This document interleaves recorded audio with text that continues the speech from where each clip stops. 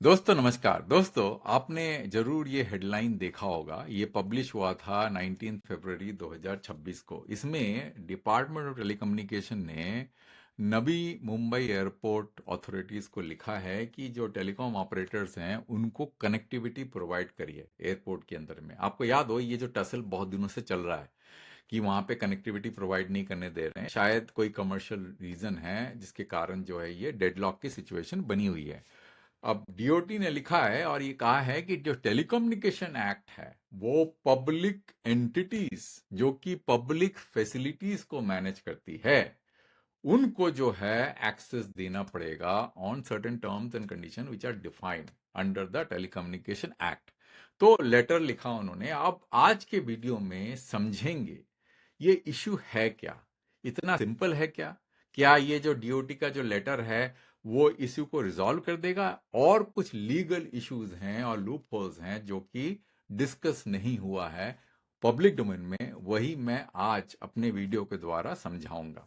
तो दोस्तों मैंने क्या किया है कि मैंने एज यूजुअल एक स्लाइड डेक बनाया है, और इस स्लाइड डेक का जो डेफिनेशन है वो टाइटल है वो है Mumbai airport telecom right of way issue. क्योंकि इस तरह के एयरपोर्ट में अगर टेलीकॉम फैसिलिटी नहीं होगी तो फिर कैसे काम चलेगा।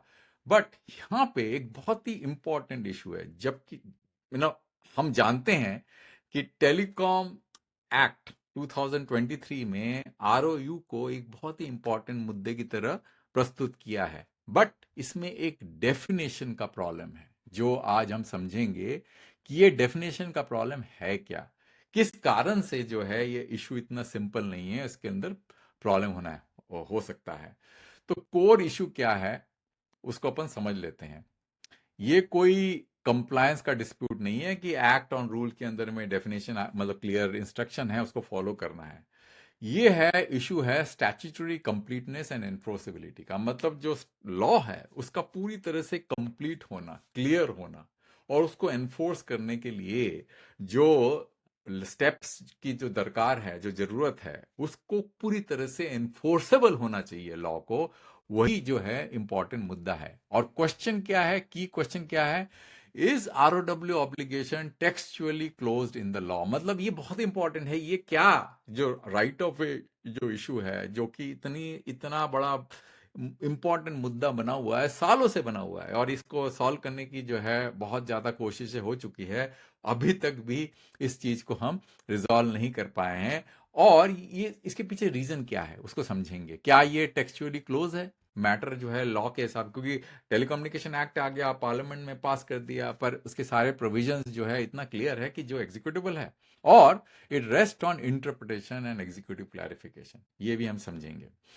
एप्लीकेबल लीगल फ्रेमवर्क पहले समझ लेते हैं कि लीगल फ्रेमवर्क क्या क्या अवेलेबल है। टेलीकम्युनिकेशन एक्ट 2023 आपको सब पता है, ये टेलीकम्युनिकेशन एक्ट है आपके सामने, इसको आप डिस्कस करेंगे इसको, है ना। तो एक तो टेलीकम्युनिकेशन एक्ट है और telecommunication right of way rules है 2024 का। ये दो डॉक्यूमेंट है, इसके ऊपर जो है सारा खेल जो है एंकर्ड है। और section 10 definition and section 11 obligation किसका, टेलीकम्युनिकेशन एक्ट। अब इसको हम ध्यान से देखेंगे और प्रॉब्लम को समझेंगे एक्चुअली प्रॉब्लम है क्या। और डीओडी ने जो रीसेंट लेटर जो कि आपने सुना होगा, जो अपने न्यूज़पेपर्स में आया है, वो नॉन लेजिस्लेटिव है, क्योंकि वो नोटिफिकेशन नहीं है, वो एक सिंपल गाइडलाइन है। मतलब it is like trying to nudge the Mumbai authority to provide the connection, but notification नहीं है, mind you, it's just letter. तो पहले तो हम देखते हैं सेक्शन 10 का डेफिनेशन एंड सेक्शन 11 का ऑब्लिगेशन में इशू क्या है, उसके बाद हम समराइज करेंगे थ्रू माय प्रेजेंटेशन। तो पहले यहां जाते हैं, ये देखिए सेक्शन 10। एक काम करता हूं मैं ये एक इसको निकाल देता हूं। एक minute, let me see if it can be done very easily. इसको हटा देते हैं। हाँ, ये हटा दिया तो इजी हो गया। तो इसमें आप देखें सेक्शन 10 में क्या है, for the purpose of this chapter facility provider, ये इंपॉर्टेंट है। पहले तो देखिए कई तरह के डेफिनेशन है। एक है फैसिलिटी प्रोवाइडर, एक है पब्लिक एंटिटी, है ना, और एक है आपका पब्लिक प्रॉपर्टी, और एक है पब्लिक फैसिलिटी। तो आप इन चारों चीजों को जो है आपस में इंटरवाइंड होते देखेंगे, मतलब इतना कंफ्यूज हो जाएंगे आप। तो इसलिए मैं उसको सिंप्लीफाई करना चाहता हूं। तो पहला तो देखिए फैसिलिटी प्रोवाइडर, उसको ध्यान से सुनिए। एक डेफिनेशन फैसिलिटी प्रोवाइडर का है क्या कह रहे हैं? मीन्स द सेंट्रल गवर्नमेंट और authorized entity including any contractor, subcontractor or agent working for central government or authorized entity shall include their successor assignee. तो एक तो फैसिलिटी प्रोवाइडर का डेफिनेशन है, बड़ा सिंपल है। वो कह रहे हैं कि भैया इसमें कोई कॉन्ट्रैक्टर हो, सब कॉन्ट्रैक्टर हो जो कि फैसिलिटी प्रोवाइड कर रहा हो, उसको फैसिलिटी प्रोवाइड बोला जाएगा। तो कोई भी ऑथराइज एंटिटी उसको फैसिलिटी प्रोवाइड बोला जाएगा। तो इसको आप छोड़ देते हैं फॉर द टाइमिंग। उसके बाद पब्लिक एंटिटी, ये इंपॉर्टेंट है क्योंकि डीओटी के लेटर में मुंबई, नवी मुंबई एयरपोर्ट को पब्लिक एंटिटी की तरह ट्रीट किया है। अब कौन से क्लॉज में फॉल करता है? मुंबई एयरपोर्ट सेंट्रल गवर्नमेंट तो नहीं है, क्योंकि public entity mean central government, no. State government नहीं है, लोकल अथॉरिटी भी नहीं है। उसके बाद any authority, body, institution incorporate और एस्टैब्लिश बाय सेंट्रल गवर्नमेंट, वो भी नहीं है। और state government under any statute, ये नहीं है। तो कहां फॉल करता है? ये फॉल करता है इस वाले क्लॉज में, any non government entity vested with the ownership, control और मैनेजमेंट ऑफ पब्लिक फैसिलिटी। आप देखिए पब्लिक फैसिलिटी आ गया, और class of public facility as may be notified by the central government. ये इंपॉर्टेंट है दोस्तों, public facility, class of public facility as may be notified by the central government. अब दोस्तों ये पब्लिक फैसिलिटी वाला जो वर्ड है ये डिफाइन ही नहीं है, ना एक्ट में ना रूल्स में। अब देखिए ये वाला जो वर्ड डिफाइन नहीं है। तो मुंबई एयरपोर्ट को अगर पब्लिक एंटिटी डिफाइन करती है डीओटी, और कहती है कि अंदर टेलीकम्युनिकेशन एक्ट क्लॉज नंबर 2 अगर ये पब्लिक एंटिटी है तो उनको पब्लिक फैसिलिटी को भी डिफाइन करना पड़ेगा। क्यों? क्योंकि उन्होंने पब्लिक एंटिटी को एक सर्कुलर डेफिनेशन में, सर्कुलर तरीके से डिफाइन करके रखा है। देखिए पब्लिक प्रॉपर्टी डिफाइन कर रखा है उन्होंने, एनी प्रॉपर्टी वेदर मूवेबल और immovable including machinery which is owned or in possession of or under control of management of public entity। तो पब्लिक प्रॉपर्टी डिफाइन हो गया, पब्लिक एंटिटी डिफाइन हो गया, और पब्लिक एंटिटी जिसके अंदर में मुंबई एयरपोर्ट आ सकता है वो जो है लिंक्ड है पब्लिक फैसिलिटी से, जो कि डिफाइंड ही नहीं है। अब दोस्तों अगर ये पब्लिक फैसिलिटी डिफाइन ही नहीं है तो किस तरह से डीओटी ने मुंबई एयरपोर्ट को, नवी मुंबई एयरपोर्ट को पब्लिक एंटिटी डिफाइन किया है? ये जो है बहुत ही इंपॉर्टेंट मुद्दा है, क्योंकि ये लीगली जो है स्टैंड नहीं करता है as per the act, unless and until central government issues a notification. मतलब एक फॉर्मल नोटिफिकेशन इश्यू करना पड़ेगा जिसमें कहना पड़ेगा देखिए मुंबई एयरपोर्ट जो है एक पब्लिक फैसिलिटी है। जब तक ये नहीं करेंगे तब तक ये पब्लिक एंटिटी बनेगा नहीं। उस लेटर जो कि न्यूज़पेपर्स ने कोट किए हैं उसका कोई लीगल वैलिडिटी नहीं है कि नहीं सर दोस्तों? तो ये बहुत ही इंपॉर्टेंट है और डीओटी ने नहीं किया है पब्लिक, तो ये हमको जानना चाहिए, है ना दोस्तों? तो ये इंपॉर्टेंट है, इसलिए मैंने बोला कि सेक्शन 10 का डेफिनेशन एंड सेक्शन 11 का ऑब्लिगेशन जानना जरूरी है। और डीओटी का जो लेटर है वो क्लैरिफिकेटरी लेटर है, नॉन लेजिस्लेटिव लेटर है। तो व्हाट एक्ट क्लियरली डिफाइंस, जैसे मैंने आपको बताया था, पब्लिक एंटिटी सेक्शन 10B, ये देखिए जो मैंने आपको बताया पब्लिक एंटिटी, ये देखिए सेक्शन 10B ये डिफाइंड है। उसके बाद में और क्या डिफाइंड है? पब्लिक प्रॉपर्टी सेक्शन 10C, ये देखिए पब्लिक प्रॉपर्टी सेक्शन 10C, ये देखिए ये डिफाइंड है कि नहीं? उसके बाद और एक क्या डिफाइंड है? फैसिलिटी प्रोवाइडर सेक्शन 10 है जो मैंने आपको बताया था, फैसिलिटी प्रोवाइडर, ये देखिए ये डिफाइंड है कि नहीं?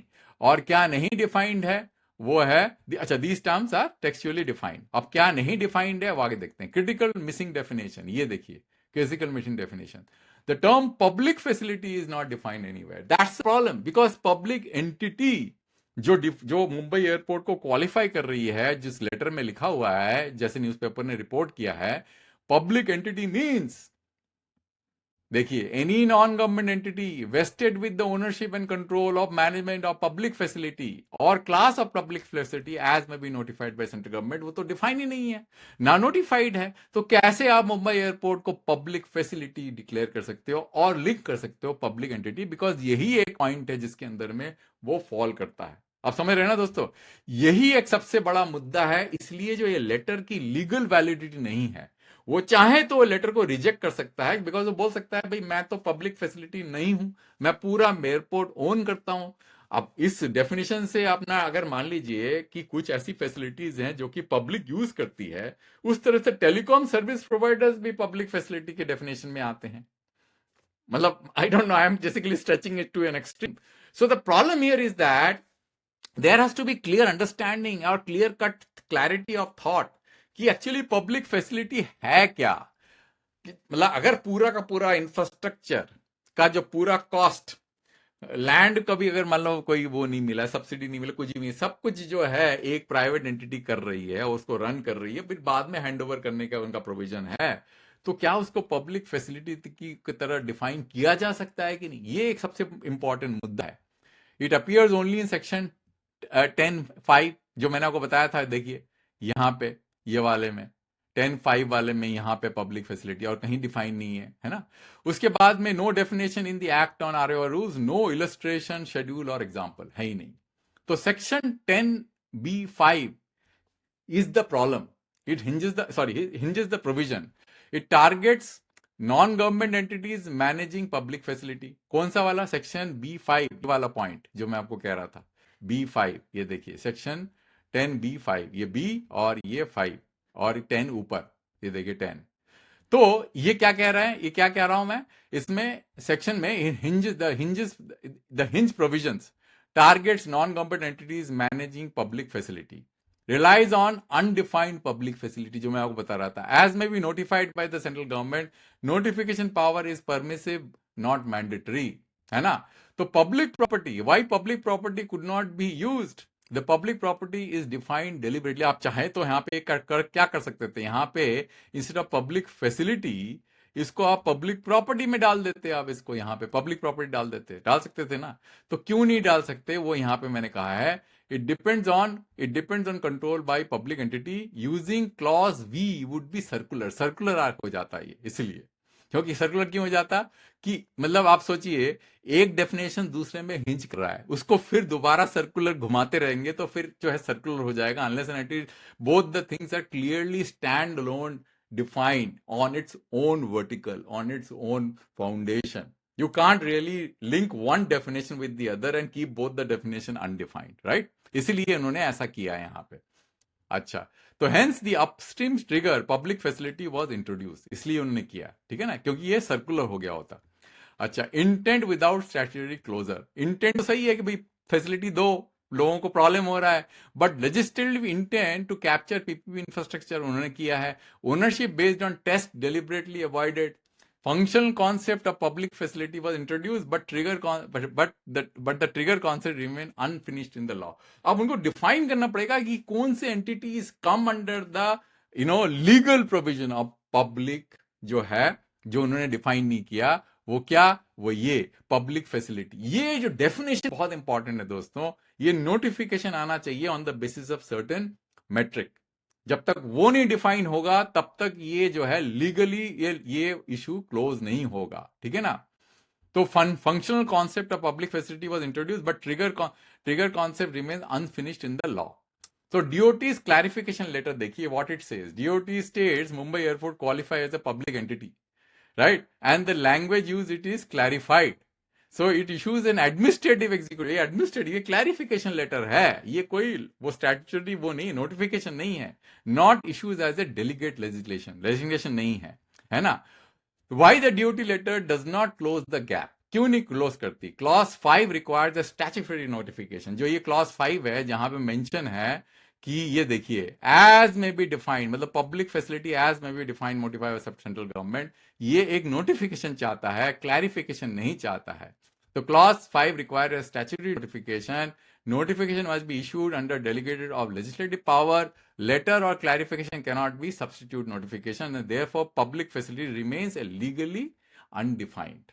इसीलिए जो है इशू दोस्तों, ये इशू अभी इतनी जल्दी क्लोज होने वाला नहीं है। What the letter still achieves, क्या पर्पस क्या सॉल्व कर रहा है? It signals executive intent and policy position, ये स्ट्रेंथन द पर्पसिव इंटरप्रिटेशन, मतलब वो कह रहा है भाई देखिए आप कर दो, नहीं तो फिर मेरे को जो है बहुत कुछ करना पड़ेगा, है कि नहीं। तो ये बोल रहा है, तो इसलिए लेटर इशू, मतलब लेटर को जो है मतलब ऐसे ही नहीं रिजेक्ट कर सकते हैं। वो अच्छी बात है डीओटी ने लेटर लिखा, पर लीगली इस इशू को क्लोज नहीं होगा जब तक आप पब्लिक फैसिलिटी को डिफाइन नहीं करेंगे। It guides subordinate authorities but it is not binding on, still not binding on court. जब तक डीओटी अपनी रिस्पॉन्सिबिलिटी ऑफ दिस डेफिनेशन, जो मैं आपको बार बार बोल रहा हूं यहाँ पे, public facility as may be notified by central government, जब तक ये करेगी नहीं तब तक इस लेटर का कोई मीनिंग जो है स्टैट्यूटरी मीनिंग नहीं होगा, कोर्ट्स में बाइंडिंग नहीं होगा। तो practical consequences of this gap, PPP operators can contest ROW applicability, contest कर सकते हैं। डीओटी लैक्स पीनल पावर, उनके पास कोई पीनल पावर तो है नहीं कि आरओडब्ल्यू रिफ्यूज कर दे। तो enforcement shift to judicial interpretation, आपको लड़ते रहिए कोर्ट के अंदर में, आउटकम बिकम्स लिटिगेशन ड्रिवन। तो फाइनल लीगल असेसमेंट क्या है? Clear policy intent but incomplete statutory execution. है ही नहीं, लॉ में पावर नहीं है उनके पास में, क्योंकि उन्होंने डिफाइन ही नहीं कर रखा है पब्लिक फैसिलिटी क्या है। Undefined public facility is the weakest link. तो DOT's clarification is not statutory notification. Legal certainty emerges only through courts और नोटिफिकेशन। तो दोस्तों, अंत तक देखने के लिए बहुत धन्यवाद।